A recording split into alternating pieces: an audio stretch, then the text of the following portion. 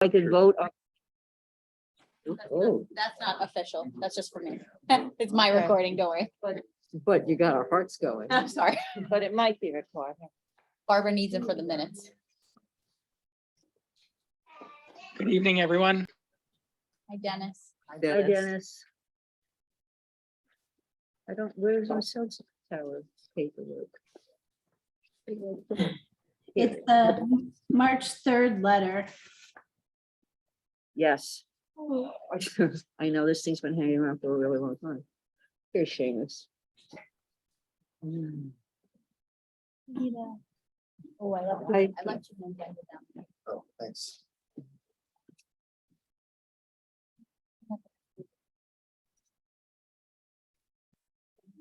All right. Hi, how are you? How's it going? Nice to meet you. Nice to meet you. Oh, goodness, that's right. Yeah. I know, nice to meet you. Yeah.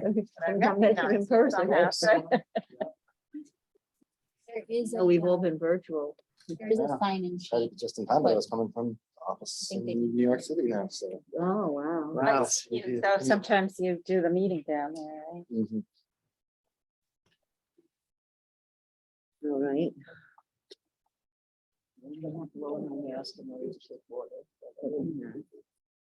We have 2 minutes.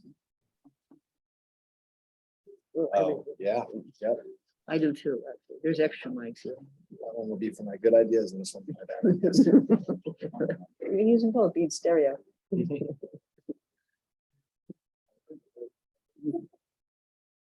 Don't get feedback on them. All right, we're waiting. Is Alicia here? She is joining on Zoom. Yeah, I know she's joining on Zoom, so I'm just wondering if she's joined yet. Not yet. Susan's on Zoom. Oh, yeah, it is, it definitely is a little blurry, Right. I don't know why. because it's enlarged so big. much. You know,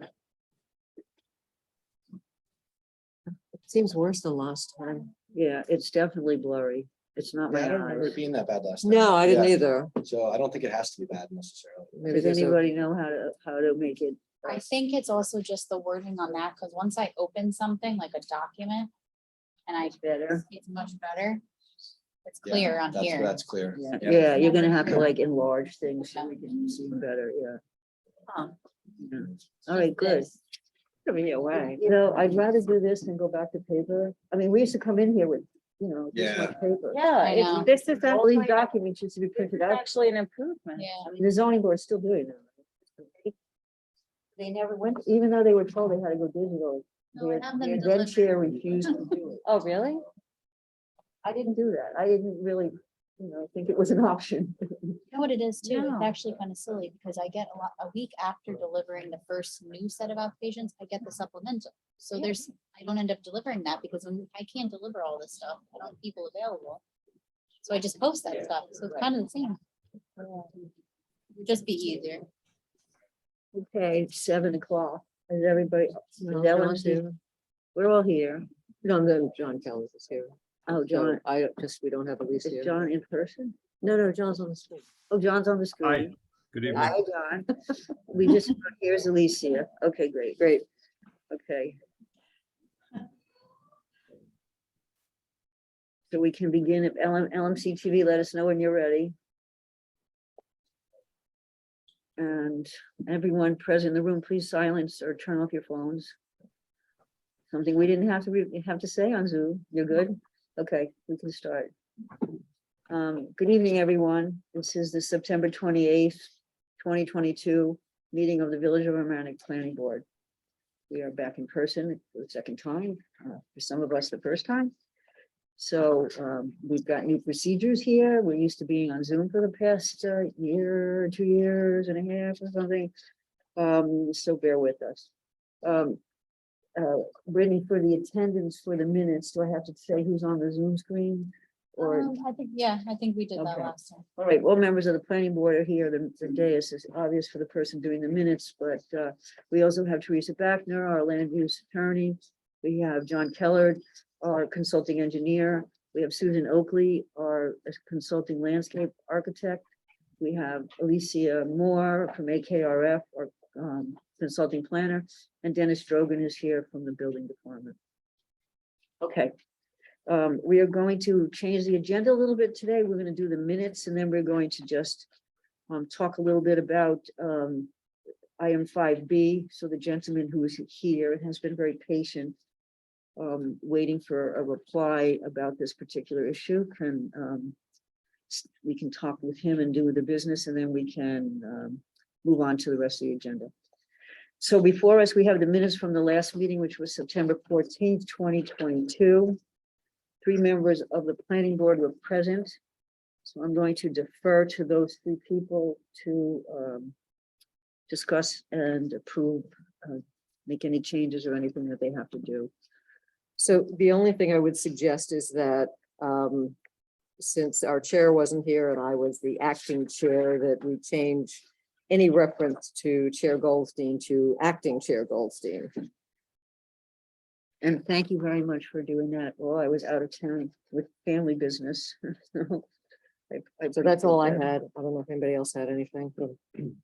I had one minor comment on page 4 of 5. The first bullet under Mr. Kellard. I just wanted to add a little bit to that from our discussion. So to say that there will be a net decrease in stormwater, and any increase in runoff will be mitigated, which was already there.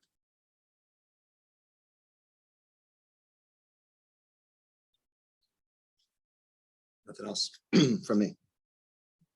Okay, so I'll make a motion to approve the minutes as amended. Do we have a second? Second. Richard, Yes. Cindy, Yes. famous? Yes. Ellen is excused or Excused abstained. or You abstained, abstained, I I abstain. abstained. Okay. You weren't here. Thank you. Okay, we have been asked by the Board of Trustees to give them as an advisory opinion on an application that's been before them for 9 months. Almost, no, 10 months, for a recertification of cell tower located on the village property down on Benamor by where the salt shed is, right? Okay, we do have the paperwork. It was sent to us last week. Do you want to address the board or say anything, or you have to be on the mic so the cameras can pick you up? Thank you, planning board, for seeing me. And yes, we have been waiting 10 months for this. It's a part of your code. When we signed the agreement in 2006. Oh, Edward Dawson, Vice President, Wireless Edge. I apologize. So we're here to get the special use permit recertified. We're supposed to do it every 5 years. It's a way, I guess, the village keeps us in check. Everybody is happy with the way we've been operating the tower. And we have another carrier that wants to come on the tower. So we can't move forward with the new carrier and the revenue for the village unless we have a special use permit in place. So due to COVID and a few other things, it was delayed, and I've been trying to get that done now for a few months. Just to repeat, this is before the Board of Trustees because the tower is located on village-owned property. Under the code, the planning board does approve the recertifications of the special use permit, except for this one. So, but since we have, quote, the expertise, we've done one, which is one more than the Board of Trustees has done lately. They asked us to just review the paperwork and give them our opinion. Does anybody have any questions or issues or anything? This, in my opinion, was pretty straightforward. No, it sounds like looks like there have been no changes whatsoever. So there's, We're more than satisfied. We've loaned our generator to them. We Yeah. keep the compound immaculate. Right. right, but you're complying with the permit that Absolutely. was, right, so there's really nothing to discuss. I don't see anything to discuss. I'm no expert in this, but I didn't see anything. Anybody have anything? Yeah. Okay, we I've will. been doing this 27 years, so I think I'm pretty good. No safety incidents there, right? I'm just looking at, yeah. Okay. We will forward communication to the Board of Trustees that we have no issues with this, and we would recommend that they would approve it. Perfect. Okay. I appreciate planning board's time. Do you want to take a vote on that, just for the record? Thank you, keeping us honest, Ms. Attorney. Okay. Do I have a motion authorizing, I guess, How about just a motion to recommend to the Board of recommend, yeah, right, Trustees? I don't want to send Recertification. another letter. No, Yes. don't do that. Right. I'll Okay. make that motion. Do I have a second? Yeah. Seconded by Richard. Okay, Ellen, Yes. Seamus? Yes. Richard, Yes, Cindy? Yes, And I vote yes. Okay, just to make it all official. Okay. Let's get back to the business at hand. Okay, we have before us two new applications for site plan. One is site plan and special permit. These are preliminary applications. This is the first time we're seeing them. So we will ask the applicants for 129, 133 Prospect Avenue, right across the street here, to step forward. The way we work this, for those of you, I see some people in the audience, I'm not sure if you're here to watch, if you've watched the planning board meeting, they'll do a presentation of the project to us. We've gotten this material beforehand, as have our consultants. So our consultants have all rendered comments already on the application, and we will hear from them as well. And then we have to type the project for the SEQA process, which is a New York State Environmental Review Quality Act process, so that the project can move forward. That's really all we're going to do tonight with these applications. You'll see from the discussion that there's many questions and there's a lot of missing information that we're going to be asking the applicants to provide. Okay, Ms. Motel, nice to see you in Nice to person. see you, Chair, members of the planning board. For the record, Kristen Motel, I'm a partner at the law firm Leader. On behalf of the applicant, 129, 133 Williams Green Residential LLC. Rajiv Green from the applicant's team is here with us tonight, as well as Pierre Sarazin, project architect, Mike Stein, Hudson Engineering, and Matt Pop, Environmental Land Solutions, the landscape architects for the project. I'll just give you an initial presentation, a brief overview, and then I'm going to ask for Pierre to walk you through the drawings. As you know, this is a site plan and special permit for the proposed multifamily residential building. The premises does consist of two lots, 129 and 133 Prospect in the C2 zoning district. Importantly, I will note the project is not located in a flood zone. The two lots, we saw the note from AKRF about merging them. That's certainly something that the applicants intend to do.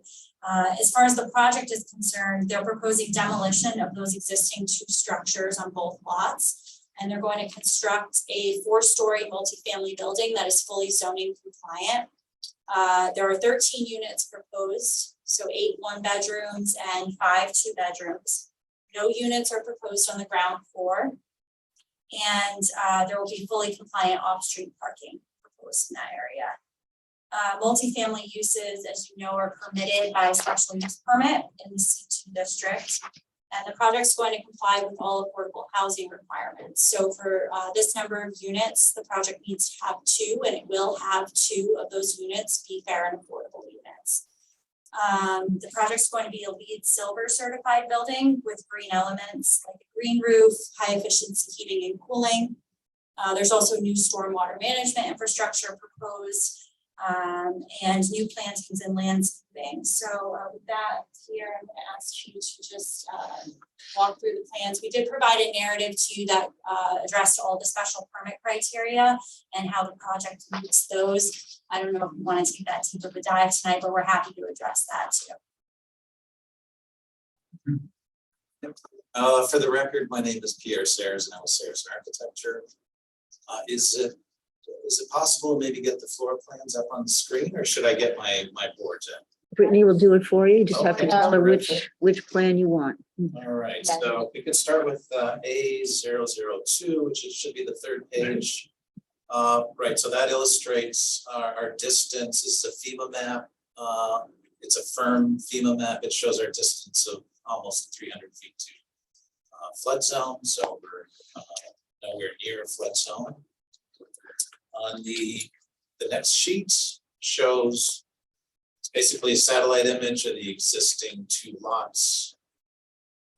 There's 2 It's a weird shaped lot. multifamily units on there right now, but it gives kind of a bird's eye view perspective of those 2 existing conditions. On the next slide, that is the lower level, the basement level. So what we plan on doing at the basement level is having some mechanical systems. We plan on having some tenant storage lockers, an amenity space, most likely going to be a gym. We'd like to bring in some natural light in that gym, so there will be some sort of window well with some landscaping so that we can bring in some natural light in that gym space downstairs. The next slide shows the ground floor. We have a small lobby. Obviously, we wanted to accommodate the code requirements for parking. We do meet that requirement. We have 15 spaces. One of the spaces is an ADA space, a wheelchair compliant space. Small lobby. There's a little package area. There'll be an area for packages and mail to be received. And we also have kind of a large fenestration when you first walk in, where you'll be able to see that garden from the lobby area. So, that should be quick. On the next slide is second and third floor.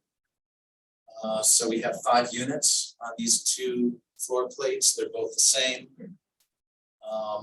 These are large units. There's some outdoor terraces. We tried to really, have some good spaces for the tenants to be able to work from home and to be able to have some outdoor space. We tried to accommodate each one of these units to have some outdoor space. The 4th floor, which is the penthouse floor, these are much larger units. These are 2-bedroom. And again, we're hoping for some views of the sound from up here.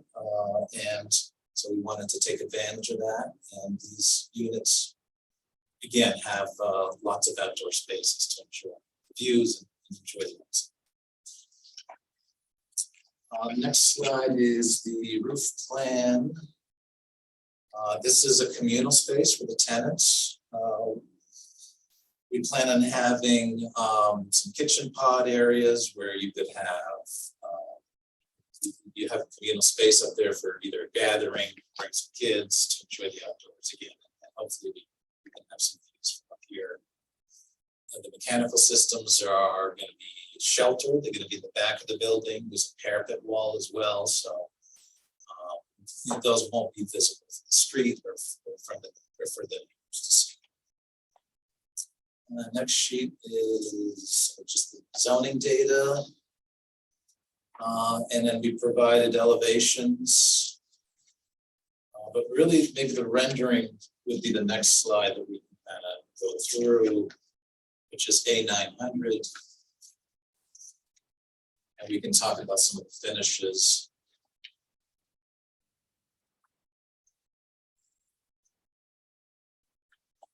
So thank you. So that kind of the wood texture, those are fiber cement planking, essentially. The light gray or white area, the boxes, those are going to be fiber cement as well, some reveals. There's some ribbed panel on top of the windows and on the 4th floor, and those are going to be textured fiber cement. So that's again, this brief sort of presentation. We're happy to take questions. We're happy to get some direction for our next presentation. Okay. We'll go through your entire presentation, then we'll have our consultants give their comments, even, we have them in writing, you have their comments as well, I believe, and we'll take it from there. Okay, Okay. thank you. So we did receive the comment memos from AKRF, Kellard Sessions, and Terabella. And the applicant is in the process of addressing those, making modifications, commissioning the traffic study. So at this time, I know we need to type the action for SECRA and commence the lead agency process. I think, AKRF and your council has advised an unlisted action under SECRA. We would agree that this would be typed as an unlisted action, and we can commence review once the intent to be lead agency is determined. Let's let AKRF, Alicia, could you maybe just present some of the more important issues that you raise in your memo? Okay, so I think the one that's sticking out right now is just about the affordable housing. So clearly, there are, well, the plans show that there will be 2 affordable housing units, but they're not marked on the presented site plans. And because the code presents these design requirements, it would be useful to just show which ones those are so that we can verify that.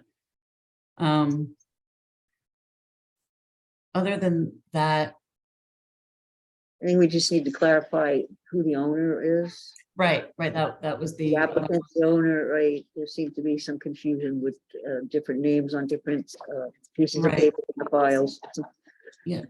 the deed shows these 2 LLCs as the owners of each of the properties, and presumably those LLCs are the applicants, but just to connect all the dots, we're recommending that the documentation of ownership and agency is available. Yeah, I thought the recommendation to list out and help us with as much, summary info as possible on the green building aspects was helpful from that memo. Right, so I think it was mentioned that it's going to be LEED Silver certified. Yeah. I didn't see that in the paperwork, but that's good. That's correct. Okay. Okay. Alicia, that's it. We move on to John Keller from Keller Sessions. Hi, good evening. Hi. Regarding stormwater, the applicant has addressed the mitigation of water quality and stormwater detention by placing mitigation facilities under the parking, the area where they're parking cars. And I had 2 comments in regard to the location of the facilities. The first had to do with long-term maintenance of the mitigation devices because they're located under the building itself. I believe the applicant should address long-term maintenance just because it's a unique, in more detail, because it's a unique situation being under the building. Make sure equipment or any trucks, vacuum trucks, or anything that's required to maintain the system does have access. The second item with regard to the location of the system is that they're going to have to pipe the discharge from the treatment systems out to Prospect Avenue to the drainage system in Prospect. They've located the piping along the eastern property line. It appeared from one of the architectural drawings that the trash room, which is below grade, extends all the way to the property line below grade. So I thought there may be a conflict there between the piping and the trash room. And there's also some adjacent retaining walls on the neighboring properties to the east. So I suggested that the applicant provide some additional detail in that area to make sure we can accomplish getting the drainage system in. I then raised, it appeared that there was an area on the southeast corner of the site right adjacent to Prospect where they may be able to fit the stormwater treatment facilities right there at Prospect Avenue and possibly avoid the disturbance along property line where the retaining walls are, or the trash room if they're gonna maintain the trash room where they show it. So it was a suggestion that they take a look at this area and see if that area could work better than the present location. But the design of the system, they have met the requirements for water quality and stormwater detention. Second comment had to do with staging and actually building the facility. You know, it's a small site. They're gonna have probably 3 main phases. The first being the demolition of the existing buildings. The second, the excavation, on-site excavation. And it appears that we don't have a cut and fill analysis, which I also asked for. But it appeared that there will be material being removed from the site to construct the project. And then the third phase would be actually building the building. And I asked for that the applicant develop a staging construction sequence plan for each of these phases. Because of the small size of the property, I'm not sure if at any point in the construction, they're gonna have to close down the sidewalk so pedestrians are moved to across the street to the other sidewalk across the street. Or if they have to shut down any lanes of Prospect Avenue during the construction of the project. So I think they should provide an explanation of that to the board. And if it's required to, and I assume it will be at certain points, to close the sidewalk or any lanes of traffic, they should, we should forward those plans to the emergency services personnel for their comment. I had some minor comments, engineering regards to curbing. They're proposing a new sidewalk in front of the property. I think they did not indicate that they were putting in a new curb. I think it's required just to establish the new grades of the sidewalk with the building. There's a retaining wall proposed along the, I believe it's the western and northern portion of the site. It's a very small wall, but it's just to make up about 2 or 3 feet in elevation between their parking level and the parking lot that's adjacent to their property. So we will need details of the retaining wall. It should include a design for impact load from vehicles, because vehicles are driving probably very close to that wall. And the wall appears to be built or proposed to be built on the property line. I'm just not sure if we'll know once the design of the wall comes through whether it's going to require some form of excavation on the adjacent property. If so, they'll need agreements with the neighbors.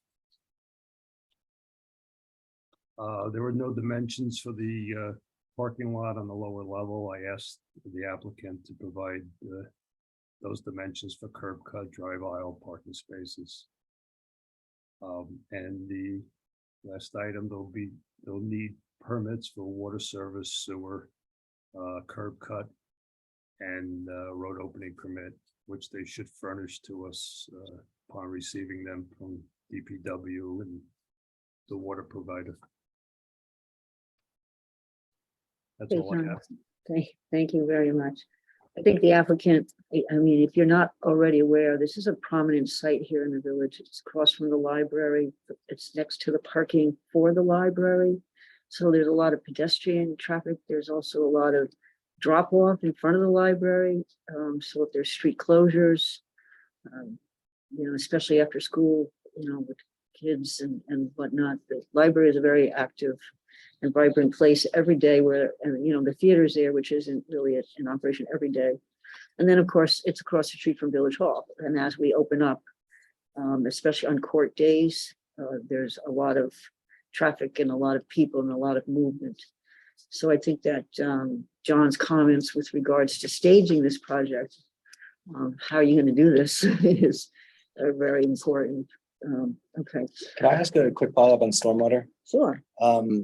So John, I just wanted to understand, it was one of the first things that you said, you were making a recommendation, I think, to do some of the stormwater treatment slightly differently. Would that just locate it in a different place, or would it retain more water on site?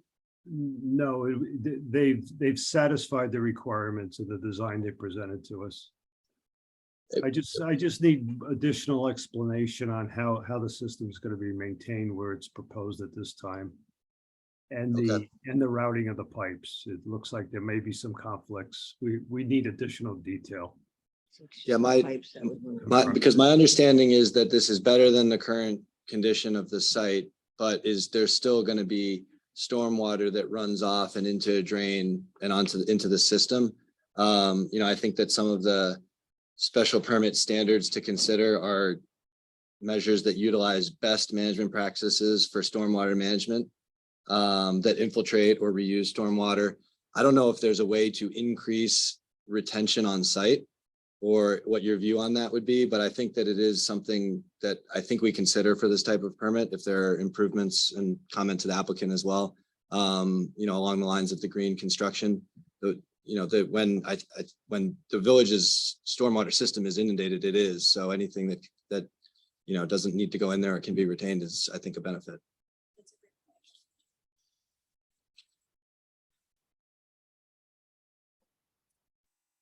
Thank you.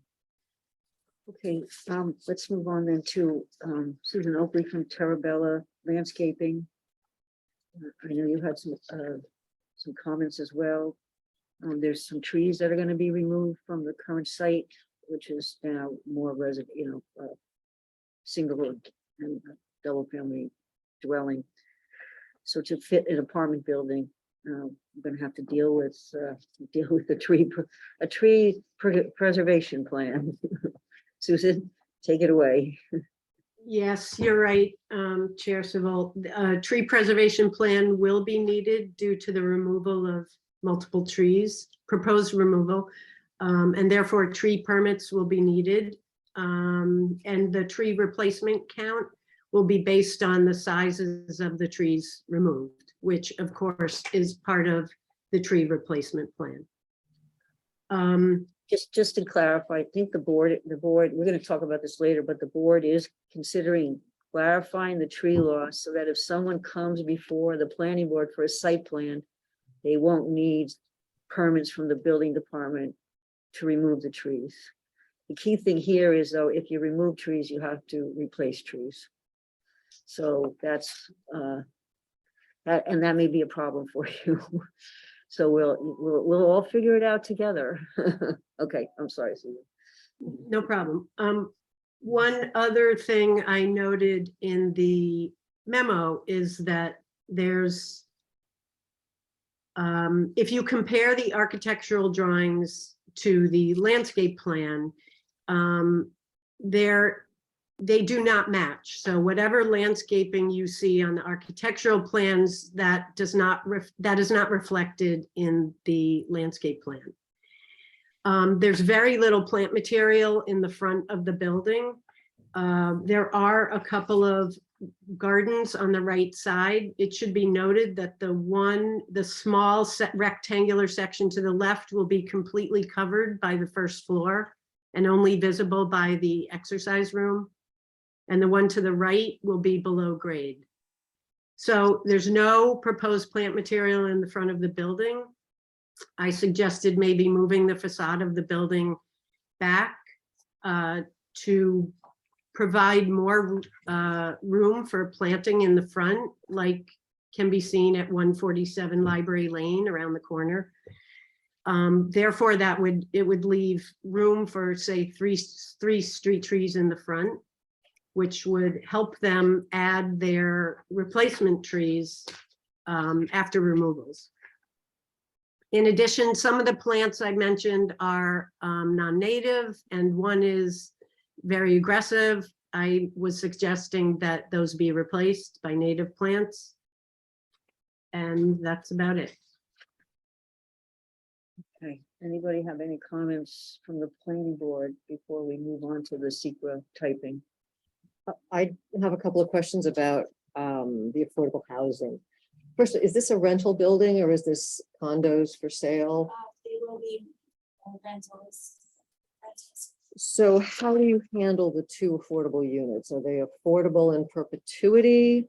So I believe the village code addresses that, and then the restrictions that are put on the property that will run with the land for those two units. So we'll comply with, and off the top of my head, to be honest, I don't know exactly what those are, but we'll comply with what's in the code. And we'll take a look after this meeting and go through it just to make, and I'll go through it with my client just to make sure there's no concern with providing those two units. And then structurally, how does it work in terms of determining that the individuals who occupy those units actually qualify to occupy them based on their income and whatever other characteristics are required to meet the code section?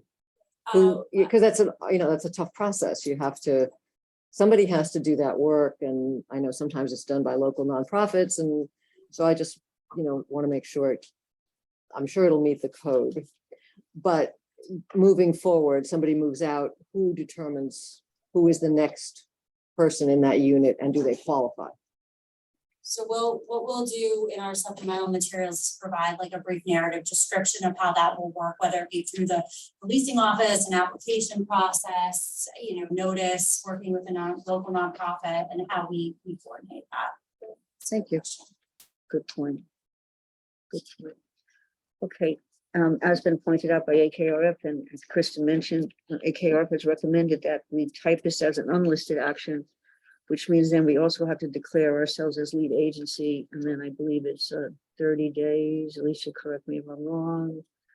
It's 30 days after we do that to wait for replies back. So anybody have any problems with that? If not, I need a motion to type this project as an unlisted action under SECRA. So moved. I need a second. Yeah, second. Seamus started first. Okay, second. Even though my hearing aid's not working in that ear. Okay, all right, let's do vote. Richard, Yes. Cindy. Yes. Seamus, Yes. Ellen, Yes. and I vote yes. Okay, and we need a motion to declare ourselves lead agency as well. I need a motion. So moved. And I'll second. And Seamus seconds. Ellen, Yes. Seamus, Yes. Richard, Yes. Cindy. Yes. And I vote yes. Okay, I think that's it for you guys tonight. So as a. You have some things to procedure- work on. Yes, we do have a lot of things to work on. We appreciate your feedback and your comments. In the interim, I know sometimes for environmental review, we have appeared before Harvard Coastal on referral. Do you want us to wait until the 30 days pass to do that? Or would you like to continue with environmental review planning board after 30 days? Can I make a suggestion?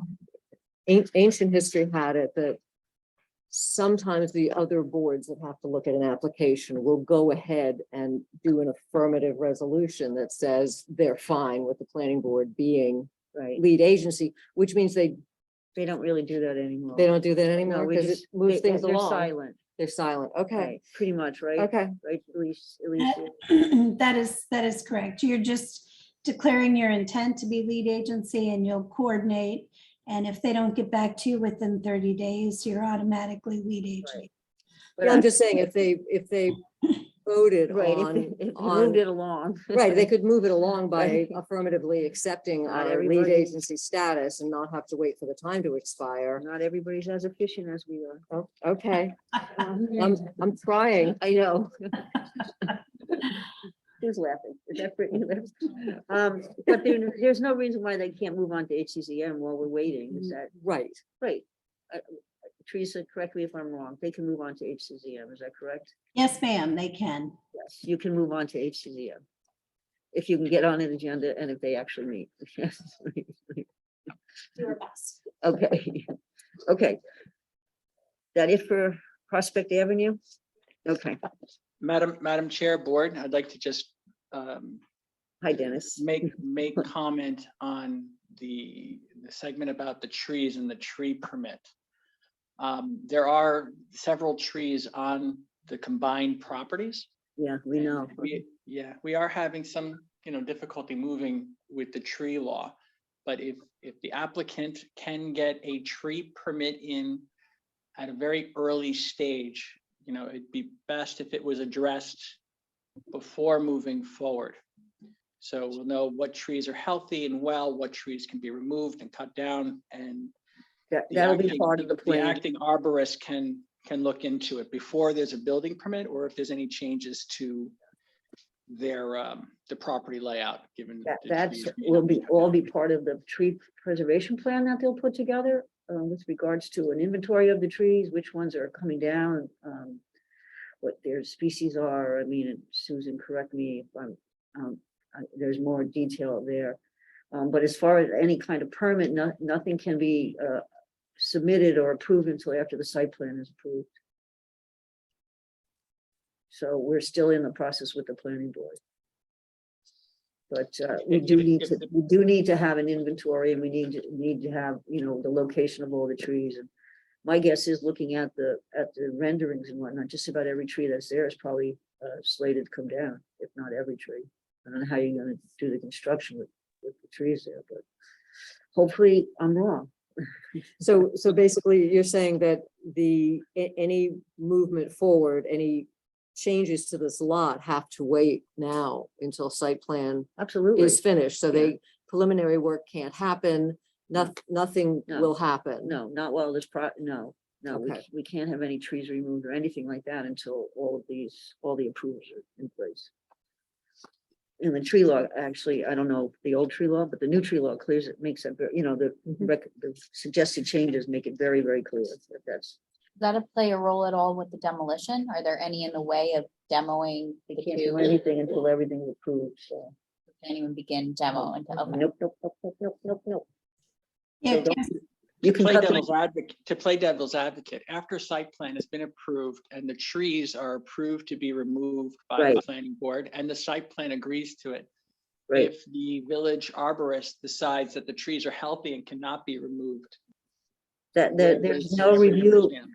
Dennis, there's no review. The plant, the tree law splits the review of tree removal into two. The building department and the consulting arborists that you're using do everything except those that come before the planning board for any purpose, either site plan, wetlands permit, or subdivision. Once they come before us, we do the analysis of the trees and their health using our consultant, Susan Oakley from Terabella.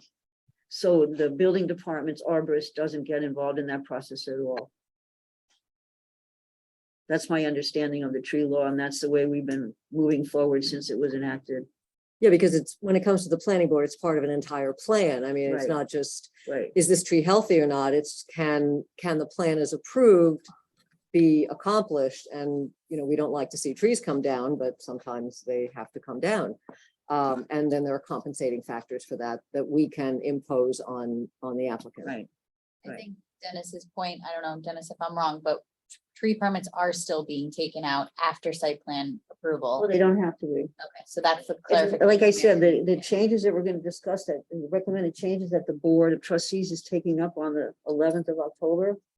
Make it very clear that there's two pathways. Okay. There's two pathways in the tree law. There's the planning board pathway and there's the building department pathway.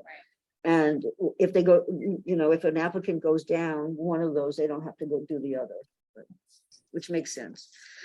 The tree law was put in just to get something on the books, and now they're cleaning it up a little bit. So there is a lot of confusion. There, And no, there is, and Yeah, the point there of is the confusion. comment was to make, On you know, yeah. to have that clarity open. Yeah, and the site plan requirement section is now going to say that there has to be a tree preservation plan, because that didn't get put in either. So people come to us without it because it's not written in the code clearly. Okay. All right. I think we're good. All right. Thank you. Thank you, Dennis.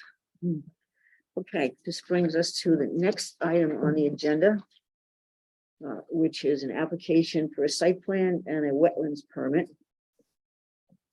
at 1310 Flagler Drive. The applicant seeks to construct a new single-family residence. The property is mostly in the flood zone, in the wetlands buffer. It's right on the water, so You too, huh? This is See you again. Kristen night. For the record, Kristen Patel, Betty and Peter, for the applicants, owners of the property, David and Bonnie Christine, who are both here tonight. Robert Keller from Keller Eaton Architects, the project architect is here. Luis Fusco, landscape architect, Mark Stein, Hudson Engineering, and Beth Evans, Associates Environmental Consulting, who is the wetland consultant on the project, is here as well. Again, we're here tonight on our initial intro presentation for the site plan and wetland permit applications. There's some significant improvements that are going to result from the modifications that the applicants are proposing here. The property is, as you know, adjacent to Long Island Sound in the Edgewater Point community.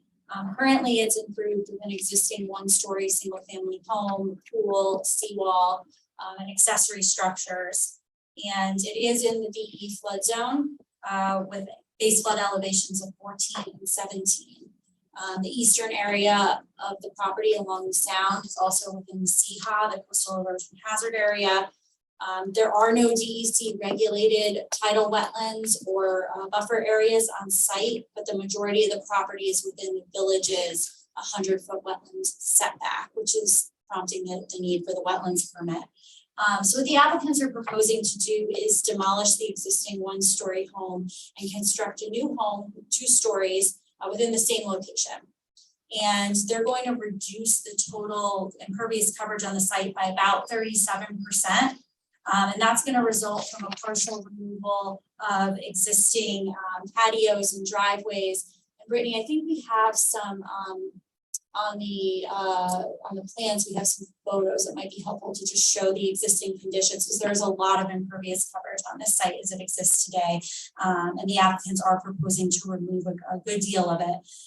Those removals are also going to result in about a 90% decrease in impervious coverage in the CHA, as well as a significant reduction in the village's wetland adjacent area.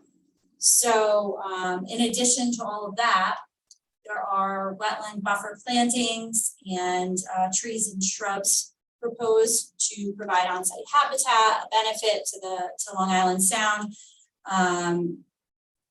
as well as new lawn area going in where there's currently impervious coverage.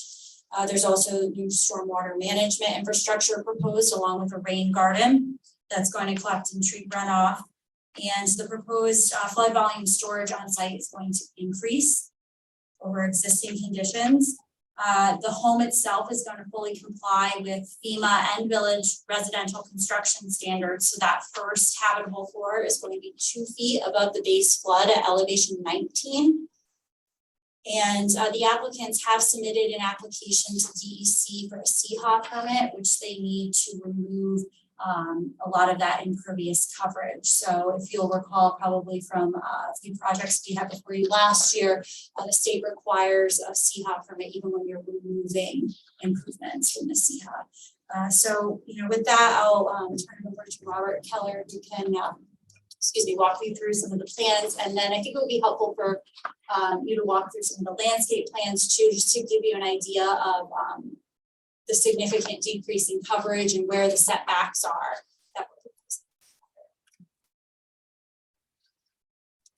For the record, Robert Keller, Keller Architects. As Kristen explained, this is a single-family residence on Flatwood Drive.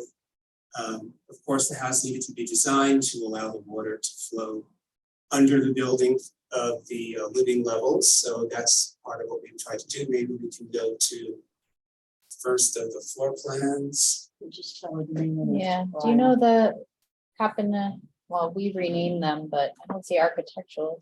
Were they mixed in with the site plan zoning and all that? Could it be on that?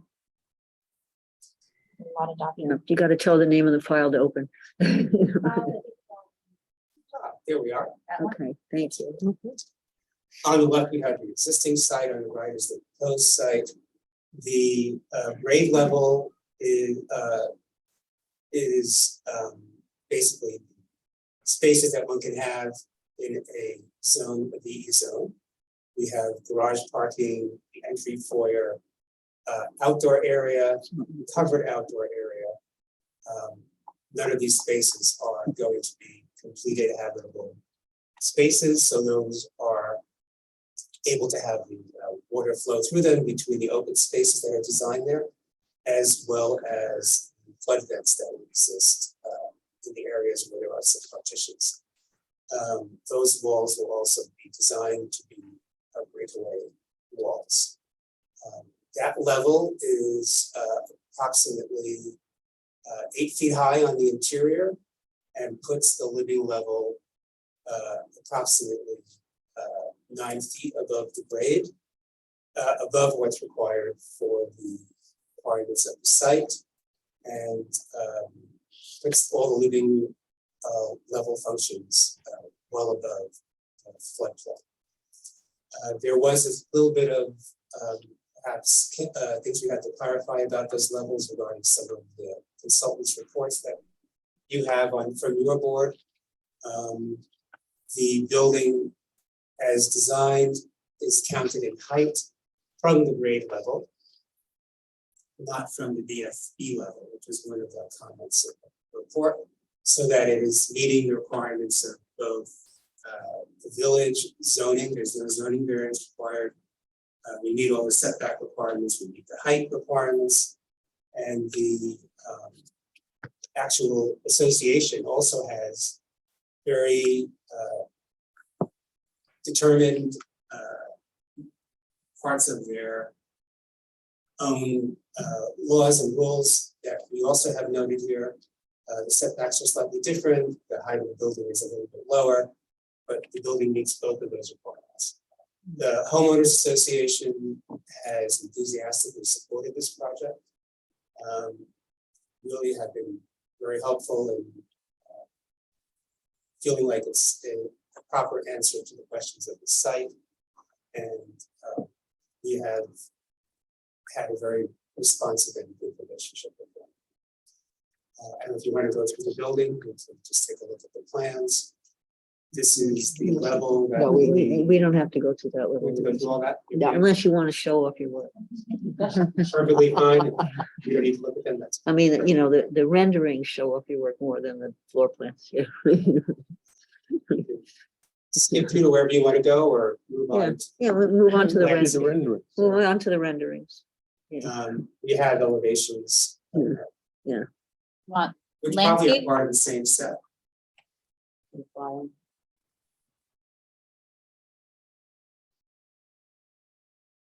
You said elevations?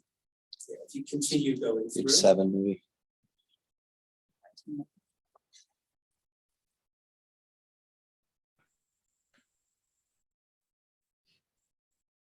So, and you probably need to slide a little bit over. So at the lower level, there are several openings that go through the building. It's one of the things that the homeowner association really liked, was that you'll be able to see the water through the building without any interruption in several locations. Those are to the left, completely those open squares that you see down below. Also, the main foyer will allow you to go through the building and see the water through the building as well. We're very happy about that. The next level up is the living level, and that is the back of the building. Again, mostly glazing. We're doing our very best to make this house feel like it's not sitting on stilts and that it's tied to the ground and feels like it belongs to the neighborhood. That was something the association was very happy to see and felt like was successful about the building itself. I think we have side elevations. So the house is long and not very deep, just based on the property line setbacks. This is the garage elevation. A great deal of care has been taken to minimize any terraces or windows overlooking the neighbors to the left and the right, which was another request and also appreciated by the neighborhood association. And I guess there's one more side elevation as well, showing equipment at the DFE and sort of a minimal side elevation that doesn't impact the neighbors. think that's. Thank you. Thank you. Thank you. You can pull up the landscape.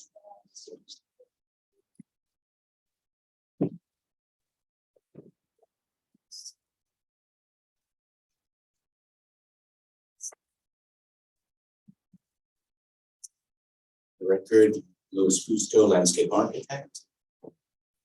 I also have an aerial. I don't know if we have it in the submission, but I have something that may be helpful to you. To This see one? the existing condition. You do have it, but this is a blow up. Wanna take a look and pass it back. So as we could, this is an existing aerial. You can see from that, as well as the aerial in front of you, the majority of the property from the seawall back is an existing sports court, patios, pool, and residence, and there's absolutely no green space between for the second half of the property. As Kristen had mentioned, the major challenge for us, which I think we have worked to accomplish, was reduction of lot coverage from 52.3% down to 34.7%. The impervious surface coverage within the wetland setbacks has been reduced from 15,700 square feet down to 9,000 square feet. And our coverage in the sea line was reduced by 90% from 5,100 to 521. If you want to pull up the planting or the landscape plan, we have it labeled right now, I know from Susan's comments, as the tree preservation plan and landscape plan. And my understanding is, I believe she'd like those as two separate plans moving forward. So we'll take the tree preservation portion of it. But we can stick at this, this plan actually is probably helpful also before. First This one? is just the coverage. The second plan down, next one down. That just gives you a firm line of the high mean, the low, mean water level, which is the upper line, the high level, the change from the regard to Yeah. the 14 flood elevation and 17 flood elevation are these lower purple lines and the upper purple line, which Robert spoke a little bit about how we were working within that. And that darker purple blue line through the plan is our wetland setback, which most of our plan is working in. And we did do a major change in that area of vegetating. The majority of that section has now become vegetation. So if you continue to the next landscape plan, we have met or passed the requirements for the tree preservation of the trees that are being removed. We have 6 trees being removed that are in the 8-inch caliber or above. And we have extensive new trees, both of W14 of deciduous and another some 20-something evergreen. We also have extensive new planting, shrubs, perennials. Everything is in the native palette that we're working with on the property. There was a comment of a discrepancy just between our plans and Michael's plans with regard to the engineer's plans with regard to the rain garden. And we'll correct that in the subsequent, we'll be following the plantings that are specified on the planting plan for the rain garden. Because I believe there are one element within that was a non-native or an invasive species within the rain garden, which will not be shown. But basically, as you can see, our clients, the architect and the team have really tried to work to soften and green the area between the house and the wall, removing all of that hardscape and changing the character of the property, working both with nature and the environment. So, you know, we will. I don't believe there was anything else on the exact comments on the planting plan, but we'll review through the comments to see if there's anything else that needs to change. Thank you.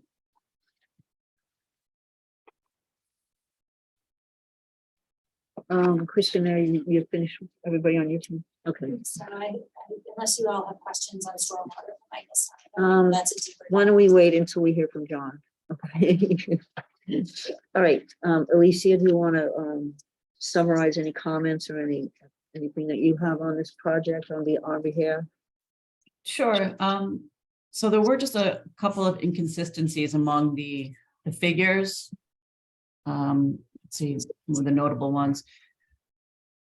For the change in impervious cover, and I mean, either way, it's a big reduction in impervious cover, but it would be preferable if the numbers could be aligned. Another thing that was interesting was on the site plan, in addition to the village setbacks, there's the Flagler setbacks. And wanted to get more information on what that is and what the significance is. Like, I don't know if it has much significance for us. I guess it does for the homeowners association that imposes these additional restrictions on top of whatever the village imposes. It sounds like they're As more long as it stringent doesn't than the enter any village villages. rules. That's correct. They're in more some stringent than the respects. villages, so, It constrains the building envelope. Right. So we showed them just So for the- context. of that. so Sorry, the- so that is from the HOA? Correct, yeah. yes, yeah. And the height is lower than, correct. right, good for them. And then I know this was covered, but would you mind going over again with that notation in the zoning table where it says for the height, FEMA +2? Really want to bring up the When was it? architectural drawings with the zoning. Had it open before. So I believe the height noted, Robert, if you want to come up, I believe that the height noted is the total height. Is that one of the elevation documents? So I labeled the project as FEMA +2, really just to clarify that there is a level that the water can pass underneath before the living level. But the grade It's usually in the beginning. height, the height of the building is zoning. from the grade line, not from Okay. base flood elevation. So the local HOA association requires the top of the building, sorry, to be no higher than 32 feet, and we are 32 feet from the grade to the top of the building. Okay, thank you for clarifying that. And then the other ones were small. Just if you could add to the site plan, the rear setback for accessory structures.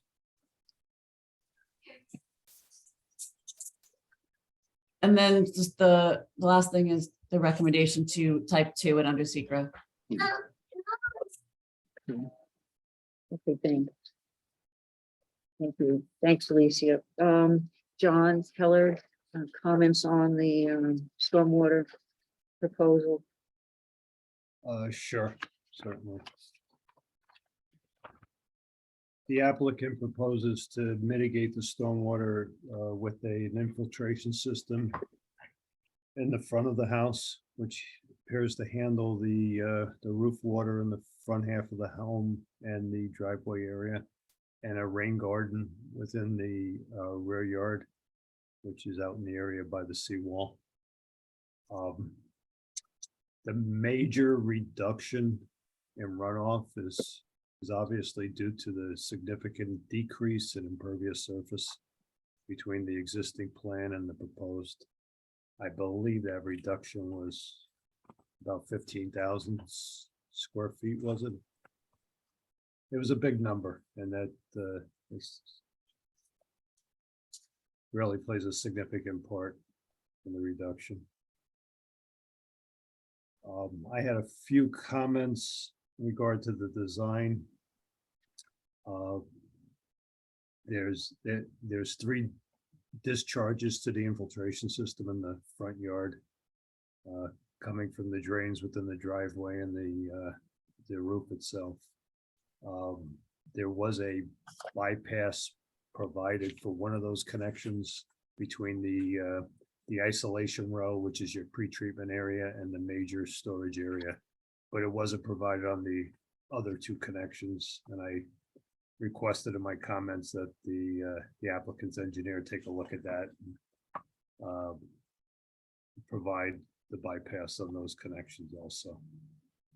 We also suggest that they discharge the pool equipment to the infiltration system to mitigate any winterized drawdown in the pool.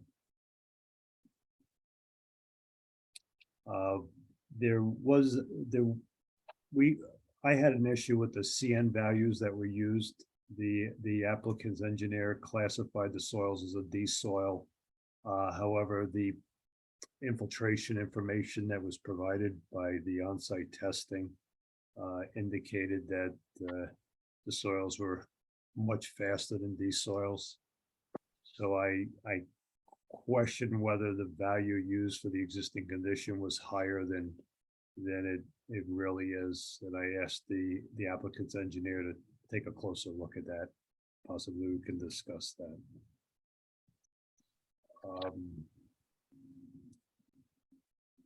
There was a little confusion. There was a discussion about the runoff volume in watershed 2, which was the rain garden. However, the report stated that it was part of the infiltration system. So it may just be a typo in the report that should be looked at.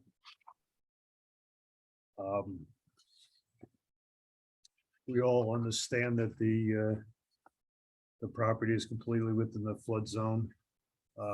There is clearly an increase in on-site flood storage with the project. It can really be attributed to the lower level below the first floor, all being able to flood during a major storm event. I assume I don't know for sure, but I'm assuming that there's flood vents in whatever enclosed rooms there are in the garage area, as required under the ordinance, because the applicant actually took credit for those areas. I'm sure the plans will be referred to the building inspector for his review and confirmation that it complies with the flood ordinance. Compensatory storage calculations were also provided, which showed the 13% increase in flood volume on the site. The only thing I didn't agree with in the evaluation was they included the rain garden in the compensatory storage calculations. It's my understanding that the FEMA regulations do not allow you to include the stormwater mitigation practices in the compensatory storage. So I think that number might be reduced slightly, but I believe it will still significantly be an improvement, but we should just clarify the report to comply with the FEMA regulations. Those are my two main issues. Okay, in the memo. and the applicant has copies of John's report, right? Yes, we do, and we'll be making those modifications. Thank you. And the one other item, the plan wasn't clear whether you were, the applicant was using the existing utility connections or not. We just need some clarification on that point, whether the new services are being installed or the existing ones will be used, and if they are, they should be shown on the plan. We'll make that update. Thank you. Okay, thanks, John. Susan, I know you had some comments on the landscape plan. Yes. Most of the comments were covered by Mr. Fusco, the landscape architect. So basically that a tree preservation plan is needed, and they are replacing them above and beyond, replacing any tree removals above and beyond the requirements. The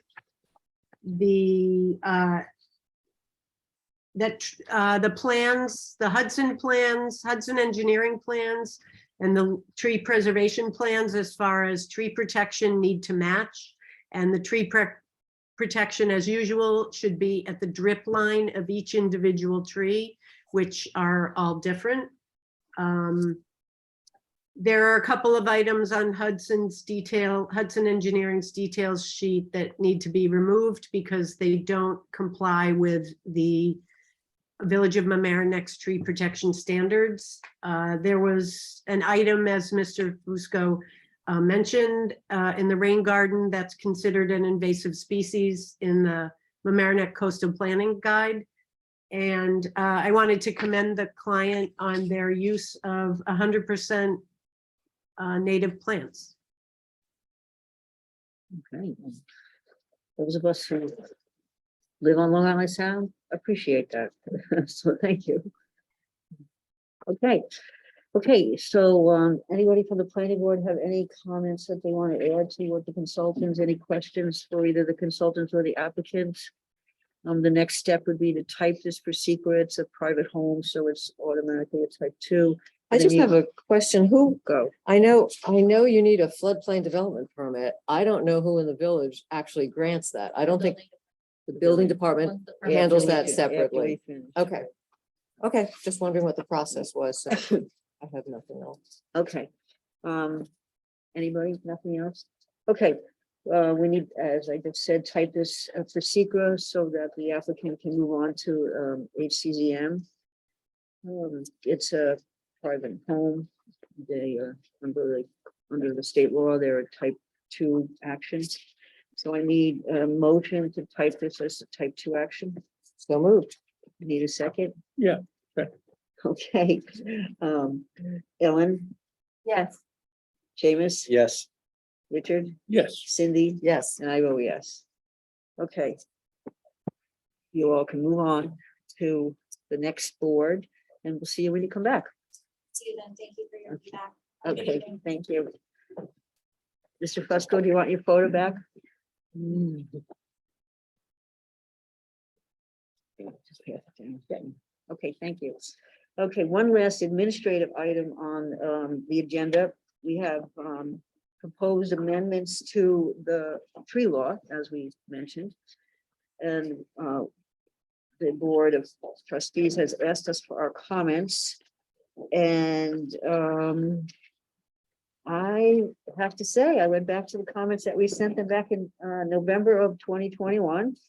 And they pretty much listened to everything that we had asked them to do. So, yay. What can I say? Right. As I recall, some of these things we had in our set of recommendations that they did not adopt. So I Well, they truly did- appreciate that. They paid some adopted this in a attention. hurry. We all know Yes, the we know that. circumstances. And this was done rushed just to get something on the books. So the fact that they didn't change section 192 or 342-78 or whatever, they're fixing it now. So I didn't really have very many comments on this. I don't know if Alicia, if you looked at it, or Teresa, if you looked at it.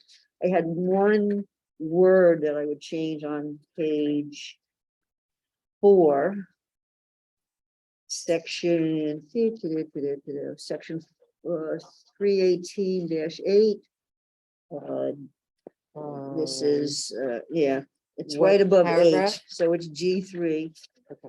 It says, if in the opinion of the planning board, the number of trees required for replanting cannot reasonably be accomplished in an approved site plan, the planning board will require. I think we should change Yeah. the will to a may.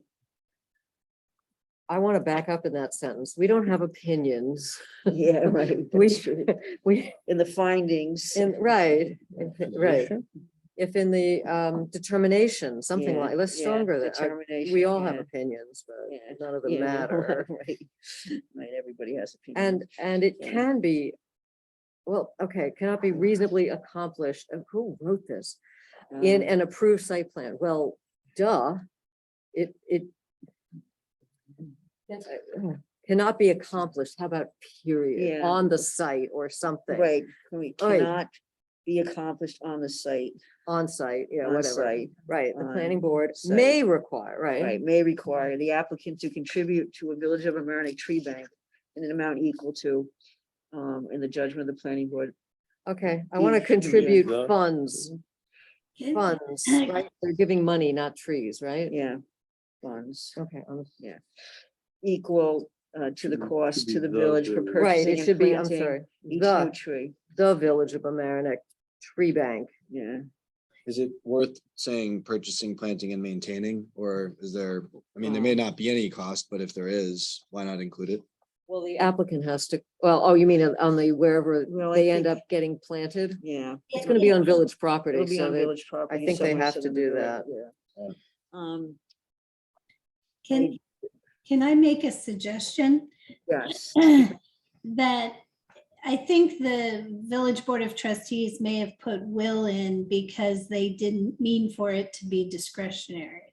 Oh, So if you would like it to be discretionary, you might want to give the village board of trustees some reason why it should be. that's, I guess, Yeah. it just, yeah, all right. I mean, I just thought it was a little harsh. I mean, every single site is so Different. Yeah, different. right, right. Well, do you want to say will require the applicant to contribute except in a case of hardship, comma, to a Village of Mamaroneck tree bank? I I mean, think it's too hard to I would- figure out a hardship if Yeah. I don't feel like paying it. Yeah, what would a hardship be? Right, how would you? I have 3 kids and I can't afford it. What, I don't have a big problem with will. I mean, it's, why would there be a different standard?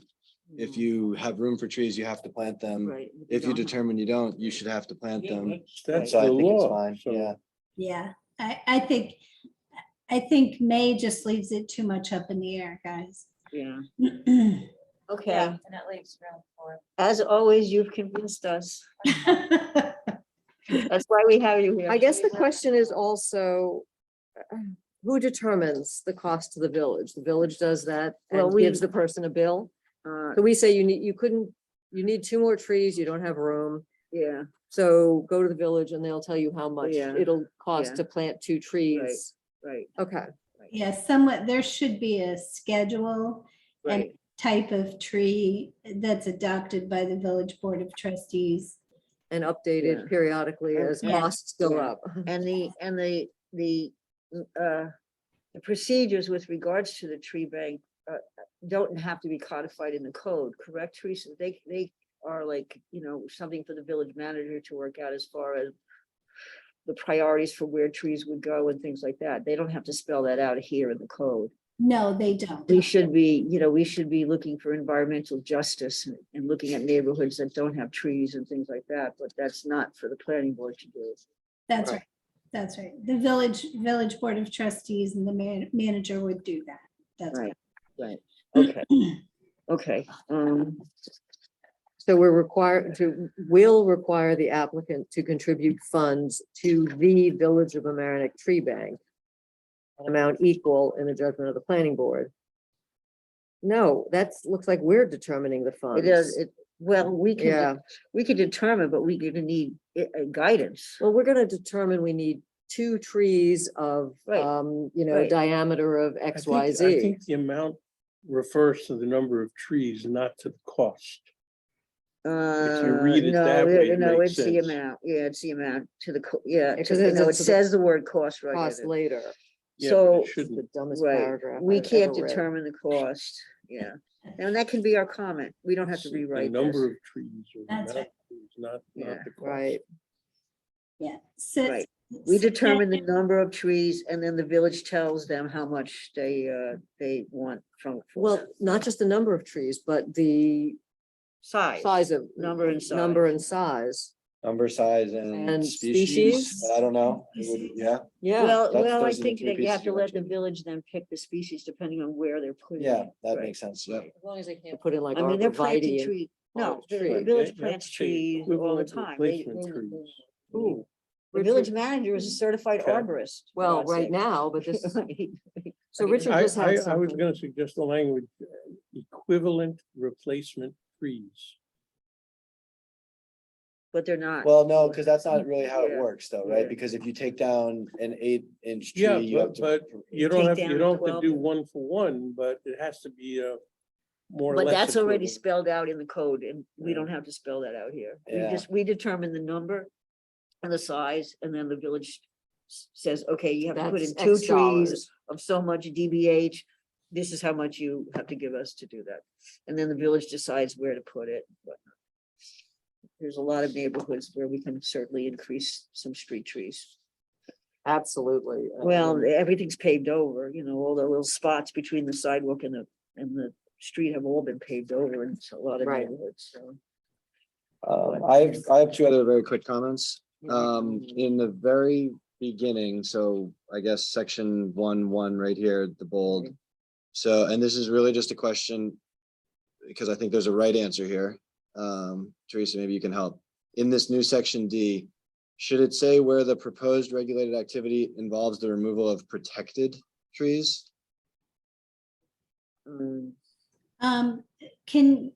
Brittany, can you scroll to that page? The very first, like right at the top, Now you have to go Hang back on, to the hang on. definition. which is right below. Okay. But so in this paragraph here, D is in bold, see that? D Yeah, is I see that. I would think that it's a removal of protected trees, because I think trees under a certain size are not protected. That's what- Yeah, I wouldn't define them as protected. I would say involves the removal of trees as required by the tree preservation law, a tree preservation plan in accordance with this code. So, because Term protected tree is defined in the code. it is, well, then it's fine to use that term. And it's right below, and it's right Yeah. below. Okay. It says Yep. shrub, too. It's not a clean definition. They're talking about shrubs as Yeah, well. but- You could change it to protected trees or shrubs, but But a tree, a shrub is also defined and a tree is also defined. Yeah, we I mean- we did ask them to get rid of shrubs, but I okay. mean, we had, it's very clear what a tree is, and it's very clear in the definition what a shrub is.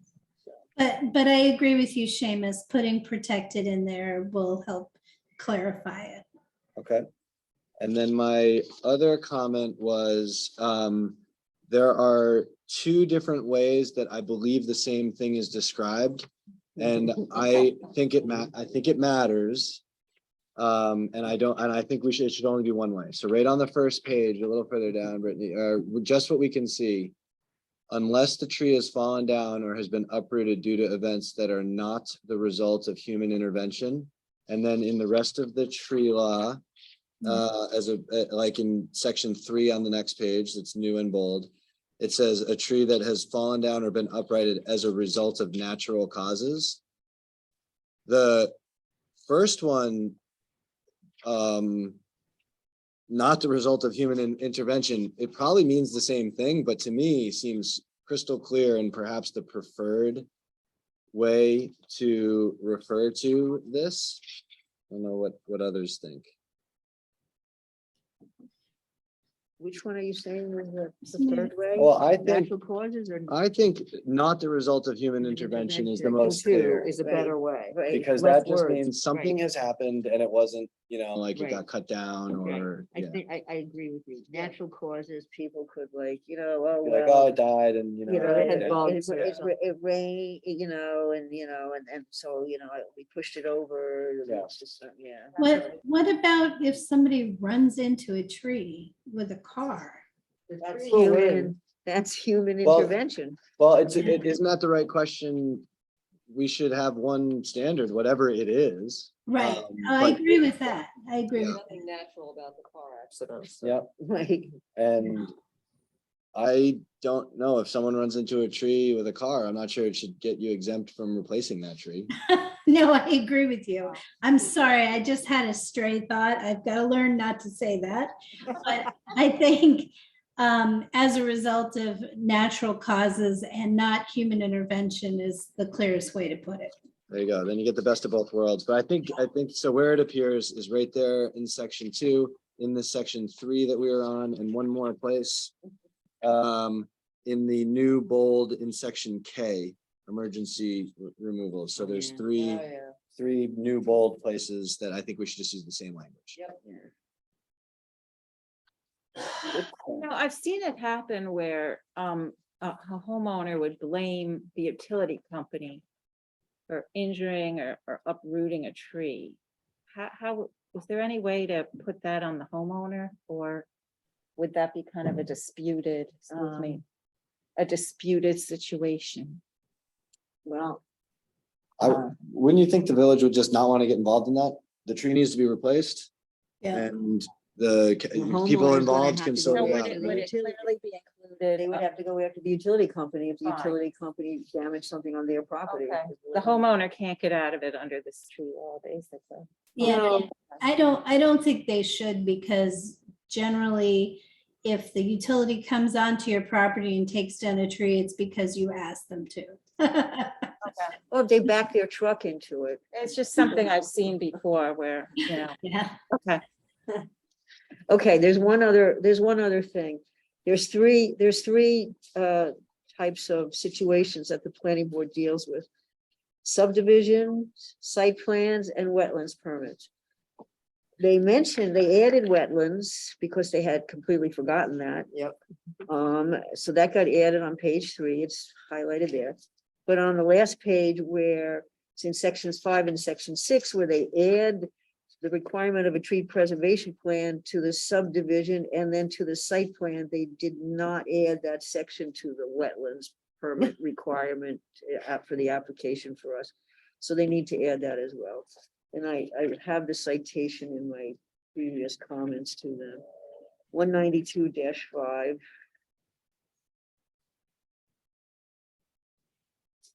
At the risk of sounding stupid, shouldn't it also be required where you're required to get a special permit? Or are you always required to have a site plan approval to go with a special permit? I don't know. We don't want to do it for a special permit for a cell tower, Yeah. recertification. It would have Yeah. to be something that would requiring improvement on sites and things. Special permits it's so weird. A special permit doesn't usually require a lot of changes to the site. So I'm not assuming that they're gonna be taking down trees Okay, to accomplish the special permit, but I could be wrong. All right. That's all I had on this one. We can mark up a copy and send it back we got this from the clerk's office. I can mark up a copy and send it back.